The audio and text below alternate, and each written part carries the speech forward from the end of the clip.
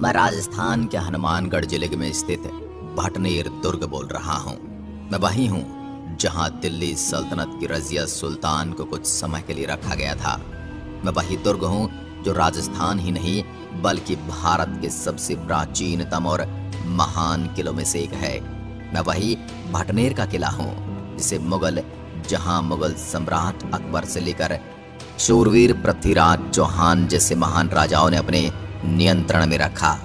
मैं वही विशाल दुर्ग हूँ जिसे उत्तरी सीमा का प्रहरी भी कहा जाता है। मैं एक ऐसा किला हूँ जिस पर बाकी किलों के मुकाबले सबसे ज्यादा आक्रमण हुए हैं, फिर भी आज भी मैं उसी शान से खड़ा हूँ। मुझे हिंदुस्तान का सबसे मजबूत किला होने की ख्याति भी प्राप्त है। मेरे में एक भूमिगत सुरंग भी है जो भटनेर से भटिंडा और सिरसा के किलों तक जाती थी। चारों ओर मरुस्थल से घिरा होने के कारण मुझे धानवन दुर्ग की श्रेणी में रखा गया है। मेरे दुर्ग का ये विशाल क्षेत्रफल 52 बीघा जमीन पर विस्तृत है, जिसमें 52 विशाल बुर्ज हैं। किले का निर्माण पकी हुई ईंटों और चूने से हुआ है। बीकानेर के महाराजा सूरत सिंह द्वारा 1805 ईस्वी में मंगलवार के दिन मुझ पर अधिकार किए जाने के कारण मेरा नाम भटनेर से हनुमानगढ़ रख दिया गया। मैं भटनेर दुर्ग आज आपको मेरे पूरे इतिहास से रूबरू करवाऊंगा तथा मुझ में स्थित मंदिरों के दर्शन भी आपको करवाऊंगा। उससे पहले बात करूं मेरे इतिहास की, तो मेरा इतिहास काफी पुराना है। मेरे इस भव्य दुर्ग का महत्व इसलिए भी सर्वाधिक था क्योंकि मध्य एशिया, सिंध, काबुल के व्यापारी मुल्तान मेरे भटनेर कस्बे से होते हुए दिल्ली व आगरा आते थे तथा इतिहास के कई युद्ध और योद्धा मैंने अपनी आंखों से देखे हैं। क्योंकि मेरे पुराने दिनों में जो भी विदेशी आक्रमणकारी भारत पर हमला करने या दिल्ली को जीतने के लिए आया, तो उन आक्रमणकारियों को सबसे पहले मुझे जीतना पड़ा। उनका सामना सबसे पहले मैंने ही किया। यही कारण है कि कालांतर में जलालुद्दीन बुखारी के पुत्र कुतुबुद्दीन ऐबक, तैमूर व अकबर का भी मुझ पर आधिपत्य रहा। तैमूर ने अपनी आत्मकथा तजुके तैमूरी में यहाँ तक लिखा कि उसने इतना मजबूत व सुरक्षित किला पूरे हिंदुस्तान में कहीं नहीं देखा। अब मैं आपको किले के मुख्य द्वार से अंदर प्रवेश करवाता हूँ। इससे पहले आपको मेरे जमाने की छोटी छोटी ईंटों को देख पा रहे होंगे, जिन्हें कितनी खूबसूरती से बनाया गया है। आज तक आपने मेरे जैसे ईंटों से बने किले कम ही देखे होंगे। किले के मुख्य द्वार पर आपको विशाल लोहे के द्वार दिखेंगे, जिन पर लोहे की कील लगी हुई है। इसके आगे चलने पर आपको पूज्य बजरंगबली जी का मंदिर दिखाई देगा, जिसके दर्शन करवाते हुए मेरे दूसरे दरवाजे की ओर बढ़ेंगे, जहां मेरी इस जर्जर हालत को आप देख ही सकते हैं, जहां पर मेरी इन खंडहर दीवारों की मरम्मत होते हुए देख सकते हैं। थोड़ा सा आगे बढ़ने पर आपको मेरी इस दीवार में मेरे यहाँ निवास करने वाली 6 रानियों की शिला देख सकते हैं, जिन्होंने मेरे यहाँ जौहर किया था। यहाँ से आगे चलने पर आपको मेरे विशाल किले का खंडहर सा मैदान दिखेगा, जहाँ पर कई सौ सालों पहले महल हुआ करते थे, लेकिन आज सिर्फ मेरी ये खंडहर दीवारें बची हैं। यहाँ आपको कई मंदिर देखने को मिलेंगे, जिनमें बाबा रामदेव जी का मंदिर, श्री करणी माता मंदिर, शिव मंदिर, मुरली मनोहर मंदिर, जैन मंदिर, जिनके दर्शन आप कर सकते हैं। इसके अलावा मेरे इस परिसर में मामा भांजा दरगाह तथा शेर खान का मकबरा भी है। मेरे किले की इन खंडहर दीवारों में आप इन छेदों को देख पा रहे होंगे, जिनका उपयोग दुश्मन पर बंदूक और गरम तेल से हमला करने के लिए बनाए गए हैं। मेरे इस परिसर में आप पूरे हनुमानगढ़ का नजारा देख सकते हैं। घग्गर नदी के तट पर बना हनुमानगढ़ का भटनेर अपने विशिष्ट महत्व रखता है। इस दुर्ग का निर्माण श्री कृष्ण की 90वीं पीढ़ी में जन्मे जैसलमेर के राजा बहाटी के पुत्र भूपत ने ईस्वी 295 में करवाया था। मेरा नाम भूपत ने अपने पिता की स्मृति में भटनेर का कमंडल रखा। सन 1805 में बीकानेर के राजा सूरत सिंह ने बहाटियों को हराकर पुनः भटनेर पर अपना आधिपत्य कायम किया। क्योंकि विजय के दिन मंगलवार था, इसलिए भटनेर का नाम हनुमान जी के नाम पर हनुमानगढ़ रख दिया गया। भटनेर का किला भारत के सबसे प्राचीन किलों में से एक है, जिसका निर्माण शुरुआत में ईंट और मिट्टी से किया गया था, लेकिन 14वीं शताब्दी में शेरशाह सूरी द्वारा इस किले में कई बदलाव किए गए। इस किले में मजबूत विशाल दीवारों के साथ साथ नियमित अंतराल पर बड़े बड़े गोल गढ़ और कई भव्य गेट भी बनाए गए। किले में भगवान हनुमान और भगवान शिव सहित कई मंदिर हैं। एक पुरानी इमारत जिसका नाम आरा जैन पसारा है और शिलालेखों वाली 3 प्राचीन मूर्तियां किले के अंदर स्थित हैं। इसमें शेर खान का मकबरा भी है जो कि किले का गवर्नर था। इनके अलावा इस किले के अंदर वर्षा जल के भंडारण के लिए 52 कुंड भी बनाए गए थे जो आज भी मौजूद हैं। यदि मैं मेरे विस्तृत इतिहास की बात करूं तो बात उस समय की है जब तैमूर लंग हर जगह अपनी धाक रखता हुआ भारत की ओर बढ़ रहा था।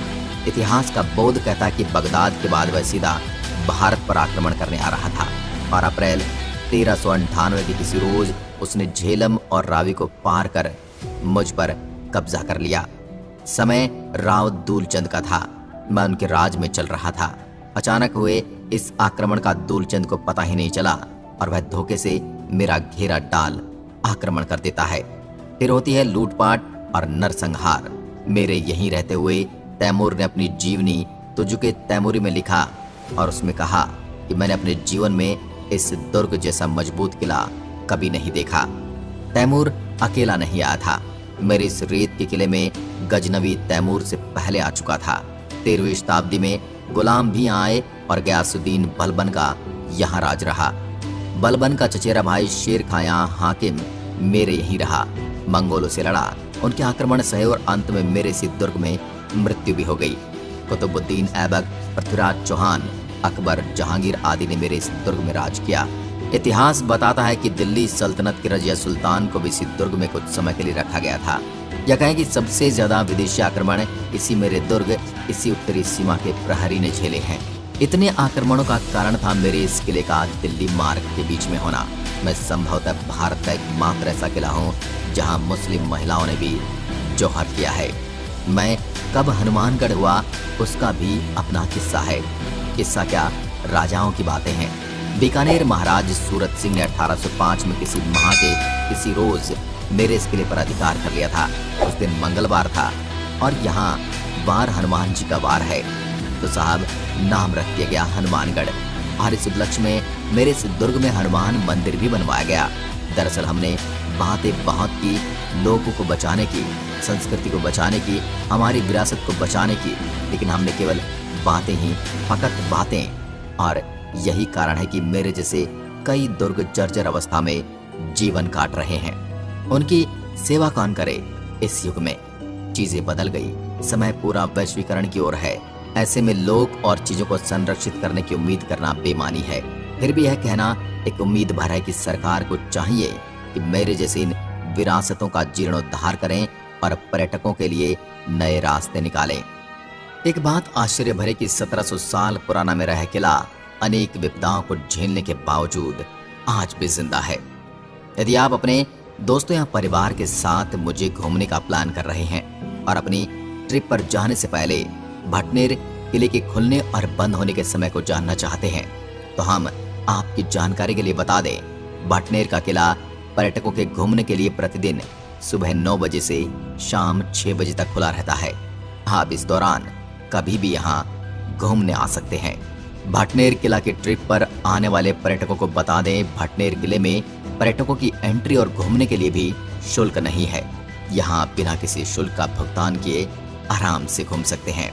अगर आप भटनेर किला हनुमानगढ़ की यात्रा करने की योजना बना रहे हैं तो बता दें कि देश के कई प्रमुख शहरों से हनुमानगढ़ के लिए आसानी से नियमित ट्रेनें और देश के अन्य प्रमुख शहरों से हनुमानगढ़ के लिए नियमित बसें उपलब्ध हैं, जिनसे पर्यटन आसानी से भटनेर किला हनुमानगढ़ पहुंच सकते हैं।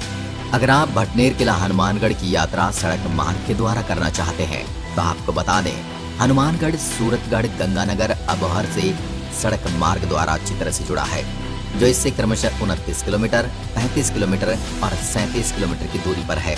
इन शहरों से आप भटनेर किले की यात्रा बिना किसी परेशानी के कर सकते हैं। हनुमानगढ़ भारत पाकिस्तान के बॉर्डर पर स्थित श्री गंगानगर जिले से सटे प्रदेश के नहरी इलाके के हनुमानगढ़ शहर का भटनेर किला देश के सबसे पुराने किलों में शामिल है। ज्ञात इतिहास के अनुसार इस किले की स्थापना 255 ईस्वी में बताई जाती है। विलुप्त सरस्वती नदी और वर्तमान की घग्गर नदी के मुहाने पर करीब 1762 साल पूर्व स्थापित यह किला राजस्थान का सबसे पुराना किला माना जाता है। इसके साथ ही यह सबसे मजबूत किलों में से भी एक है। 52 बीघों में फैले 52 बुर्जों के इस किले का इतिहास जितना शानदार है, आज उसकी हालत उतनी ही जर्जर है। किले के आसपास आबादी बस चुकी है और इसके बुर्ज जर्जर होकर कभी भी गिरने की परिस्थिति में पहुंच चुके हैं। पुरातत्व विभाग की भी इस किले के रखरखाव पर करोड़ों का बजट खर्च कर चुका है। इस बजट में लाखों रुपए के घोटाले का मामला सीबीआई में चल रहा है। जैसलमेर के राजा भूपत सिंह द्वारा स्थापित इस किले के साथ उन्होंने पंजाब के भटिंडा और हरियाणा के सिरसा में भी किलों की स्थापना की थी। भाटी राजा होने के कारण ही इस किले का नाम भटनेर और भाटी होने के कारण ही पंजाब के किले का नाम भटिंडा पड़ा। इतिहासकारों के अनुसार इस किले से पंजाब के भटिंडा और हरियाणा के सिरसा तक एक बहुत बड़ी भूमिगत सुरंग थी। विदेशी आक्रमणकारी जब भारत में प्रवेश करते तो उनका पहला सामना भटनेर से होता। अगर किसी स्थिति में भटनेर के राजा हार जाते तो वो नीचे सुरंग से ही आगे भटिंडा और सिरसा पहुंच जाते और उनको सूचना दे देते, जिससे उनको पहले आक्रमण करने का मौका मिल जाता। इसीलिए भटनेर को भारत का प्रवेश द्वार भी कहा जाता है, क्योंकि मुगलों सहित जितने भी विदेशी हमलावर भारत में आए उनका पहला सामना भटनेर से हुआ। इस किले में रानी द्वारा जौहर किए जाने के शिलालेख भी लिखे हुए हैं। इसके साथ ही इस किले में करीब 1500 साल पुराना एक जैन मंदिर भी है, जिससे पता चलता है कि यहाँ के राजाओं में जैन संप्रदाय के प्रति भी रुझान था। और भगवान परशुराम ने भी इस स्थान पर सरस्वती नदी के किनारे साधना की थी। राजस्थान में चूना पत्थर से निर्मित चंद किलों में भटनेर का किला भी शामिल है। वर्तमान में इस किले में देखने को कुछ भी नहीं बचा है। बल्लियों के सहारे किले की दीवारें और छतों को सहारा दिया गया है। ऐसे में अगर कोई विदेशी या देसी पर्यटक भोला भटका यहाँ आ भी जाता है तो उसको निराशा ही हाथ लगती है। इसे विडंबना ही कहेंगे कि देश के सबसे पुराने किलों में शुमार होने के बावजूद यह किला आज तक पर्यटन के नक्शे पर उभर कर नहीं आ सका, और न ही इसकी सार संभाल के प्रति भी कोई सरकार या पुरातत्व विभाग सजग दिखाई देता है। ऐसे में दिन प्रतिदिन जर्जर होती जा रही इस प्राचीन धरोहर के अस्तित्व पर संकट के बादल मंडराए हुए हैं। फिर भी एक उम्मीद के जरिए आज भी अपना मस्तक उठाए प्रकृति की हर आपदा को सहते हुए उसे बुलंदी के साथ खड़ा है। आपको यह वीडियो कैसा लगा कमेंट में लिखकर जरूर बताएं, और इस ऐतिहासिक स्थल में दिखाई गई जानकारी पसंद आई हो तो इसको अपने दोस्तों और रिश्तेदारों के साथ भी शेयर करें। एक बार फिर मिलते हैं, तब तक के लिए नमस्कार, जय हिंद, जय भारत।